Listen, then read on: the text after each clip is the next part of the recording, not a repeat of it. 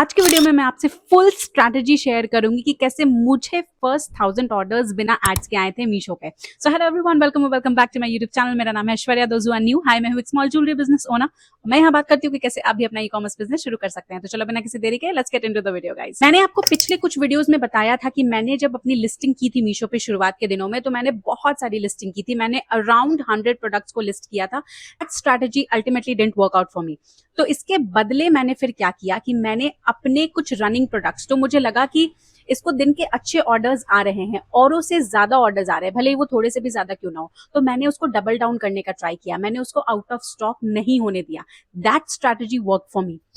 तो सबसे पहले आपके जो विनिंग प्रोडक्ट्स होते हैं, या थोड़े से भी जो वायरल प्रोडक्ट्स होते हैं, या ऐसे प्रोडक्ट्स जिसके ऑर्डर्स कंपैरेटिवली और प्रोडक्ट्स से ज्यादा आ रहे हैं, उस प्रोडक्ट को आपको डबल डाउन करना है, उस पर आपको काम करना है।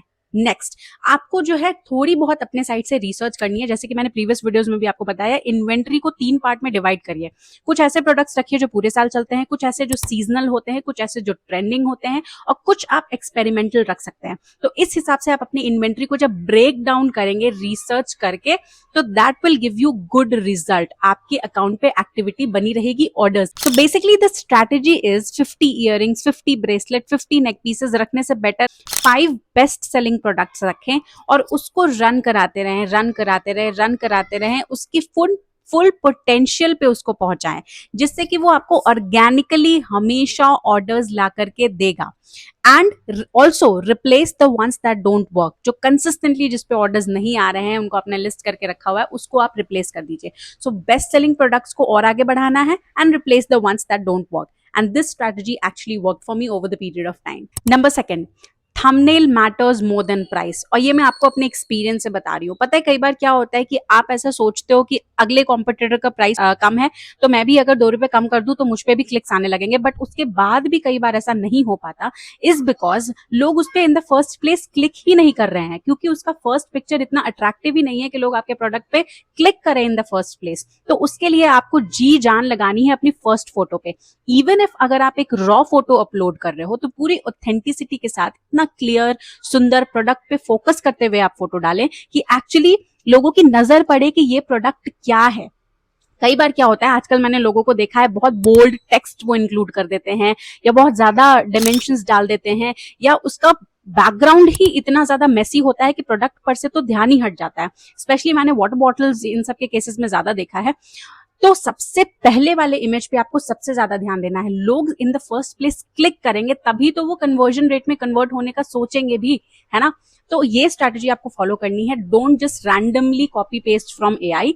अपनी क्रिएटिविटी थोड़ा दिखाइए और अपने थंबनेल पे एक्चुअली प्लीज वर्क करिए। नंबर 3, एज अ कस्टमर आपने कई बार ऐसा किया है और आपने नोटिस भी किया होगा कि कई बार एक सेलर का कम प्राइस रहते हुए भी आप 2 रुपए ज्यादा देना प्रेफर करते हो। होता है कुछ तो बात आपको दिखी होगी ना उस प्रोडक्ट में, जिसके लिए आप 2 रुपए ज्यादा पे करने के लिए तैयार हो। ऐसा इसलिए होता है क्योंकि साइकोलॉजी ये एक्सप्लेन कर रही है कि आपको उसका या तो फोटो बेटर लगा, या तो आपने उसके रिव्यूज को पढ़ा, वो आपको अट्रैक्टिव लगा। कुछ तो ऐसा साइकोलॉजिकली हुआ होगा ना जिसने आपको पुश किया टू बाय वो प्रोडक्ट जो 2 रुपए एक्सपेंसिव है। तो बस आपको एज अ सेलर भी ऐसे ही सोचना, लो प्राइस के पीछे नहीं भागना है। भले आपके कॉम्पिटिटर से 2 रुपए आपके प्राइस ज्यादा है, लेकिन आपको ध्यान रखना है कि आप अगर 2 रुपए ज्यादा रख रहे हो तो आप उस हिसाब से वैल्यू भी ऐड कर रहे हो। Value through better pictures, value through better reviews, value through better title description, describing the product exactly the way it is with all the dimensions, units। अगर ये सारी चीजें आप मेहनत से कर रहे हो तो आपका 2 रुपए ज्यादा रखना वैलिड है और कस्टमर्स इसको एक्चुअली खरीदेंगे। कोई भी ई कॉमर्स प्लेटफॉर्म ना एक एल्गोरिदम पे चलता है और वो सारी चीजों को ऑब्जर्व करता है। मीशो भी एक गुड सेलर परफॉर्मेंस को बहुत ज्यादा अप्रिशिएट करता है। अब आप ऑर्गेनिकली बिना एड्स के अगर बोलो कि मुझे ऑर्डर्स आए, उसके लिए आपको एक्टिव रहना पड़ेगा इन अ वे कि आपको अपना डिस्पैच टाइम बिल्कुल सही रखना पड़ेगा। आप 1 डे डिस्पैच लगा करके 2-3 दिन बाद डिस्पैच नहीं कर सकते, यू कांट अफोर्ड दैट। तो आपको गुड डिस्पैच रखना है। आपकी रेटिंग जो है वो अच्छी होनी चाहिए, रिटर्न रेट जो है वो लो होना चाहिए। रेटिंग जब अच्छी होगी, रिटर्न्स खुद ब खुद ठीक हो जाएंगे। उसके अलावा जो है आपको कस्टमर रिव्यूज पे हमेशा ध्यान देना है। किस क्वालिटी को वो अप्रिशिएट नहीं कर रहे हैं उसको आपको बदलना है। सी, दिस इज अ प्रोसेस। ये सारी चीजें जो मैं बता रही हूँ ना, ये वन नाइट थिंग नहीं है कि आज आपने इसको किया और कल आपने सब चेंज कर दिया। But you have to observe कि क्या क्या ऐसी चीजें हैं जो गुड सेलर परफॉर्मेंस में एड ऑन कर रही है। क्वालिटी स्कोर जो होता है, मीशो पे एक ऑप्शन आता है क्वालिटी स्कोर का, अगर वो ग्रीन में है तो आपके ऑर्डर्स का जो स्टेट है वो भी सही रहेगा, तो उसको आपको हमेशा ग्रीन में ही रखना है, येलो या फिर रेड में तो बिल्कुल भी जाने नहीं देना है। और वो क्वालिटी स्कोर मेंटेन करने के लिए ये जो सारी चीजें मैंने आपको बताई है ये आपको करना ही है। बहुत सारे लोग जो मुझसे कोर्सेज लेते हैं वो मुझे आकर के ये कहते हैं कि आप मुझे ये बताइए कि उस कॉम्पिटिटर का प्राइस तो कम है तो फिर मैं कैसे इस प्राइस में सेल कर पाऊं। आप सिर्फ एक ही पॉइंट पकड़ के बैठे हो, प्राइस प्राइस प्राइस नहीं। अगर आप सच में कॉम्पिटिटर को स्टडी करना चाहते हो तो उसकी और भी चीजें नोटिस करिए, जैसे कि उसने थंबनेल कैसा लगाया है, जैसे कि उसने कैसा डिस्क्रिप्शन डाला है, उसने कीवर्ड्स यूज किया या उसने टाइटल में कीवर्ड्स डाला या उसने डिस्क्रिप्शन में अलग से कीवर्ड डाला। एक थरो ऑब्जर्वेशन आपके साइट से बहुत जरूरी है। Just keeping the price low won't work, ये तो करेगा ही नहीं काम। यहाँ पे गेम प्राइस का नहीं है, of course it matters, of course it is important, but और भी बहुत सारे एट्रीब्यूट्स है जिस पे आपको ध्यान देना है। तो अगर आप कॉम्पिटिटर को स्टडी कर ही रहे हो तो इस तरीके से करो कि वो अपने प्रोडक्ट को किस तरीके से कस्टमर्स को बेच पा रहा है। अब पिछले वीडियो में मैंने रिटर्न को लेकर एक डेडिकेटेड वीडियो बनाया था, आप उस पॉइंट को तो जरूर कंसिडर करिएगा ही करिएगा। इन एडिशन टू दैट मैंने आपको दिखाया भी था कि अगर 100 प्रोडक्ट आपका जा रहा है तो जरूरी नहीं है कि 100 रेटिंग आपकी अच्छी होगी या 100 बार आपको प्रॉफिट होगा। It depends on a lot of factors. मैंने आपको 3 स्टार भी दिखाया, 2 स्टार भी दिखाया, 5 स्टार भी दिखाया, उनके रीजंस भी दिखाए। तो आप भी उस हिसाब से ही अपने अकाउंट को स्टडी करिए। जरूरी नहीं है कि जो कस्टमर 3 स्टार दे रहा है वो आपके प्रोडक्ट को रिटर्न ही कर रहा है, लेकिन आप ये देखो कि उस केस में आपकी रेटिंग खराब हो रही है। कभी कभी इंसान रिटर्न करके और रेटिंग भी खराब देता है, उस केस में दोनों लॉस है। तो बहुत सारे ऐसे फैक्टर्स हैं। रिटर्न्स को स्टडी करना पड़ता है, रिव्यूज को स्टडी करना पड़ता है। आपके अकाउंट पे 10 ही रिव्यूज है तो देखिए कि एक्चुअली में क्या फैक्टर जो है जो बार बार रिपीटेडली आ रहा है जो मेरे रिटर्न का कारण बन रहा है।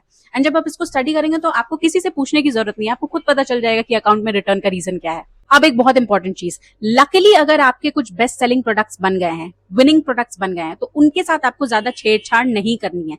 मेरा जो विनिंग प्रोडक्ट है, जो पिछले 3 साल से विनिंग प्रोडक्ट बनता आया है, उसका हार्डली मैंने एक आधा बार फोटो चेंज किया होगा, थंबनेल चेंज किया होगा, उससे ज्यादा मैंने उसको कभी छेड़ा ही नहीं। Because that is the reason वो प्रोडक्ट वर्क कर रहा है। वो ऑर्गेनिकली इसलिए ग्रो कर रहा है क्योंकि पहले से जो थंबनेल या पहले से जो टाइटल प्रेजेंट है वही उसको ऑर्गेनिक ग्रोथ दिलवा रहा है ना।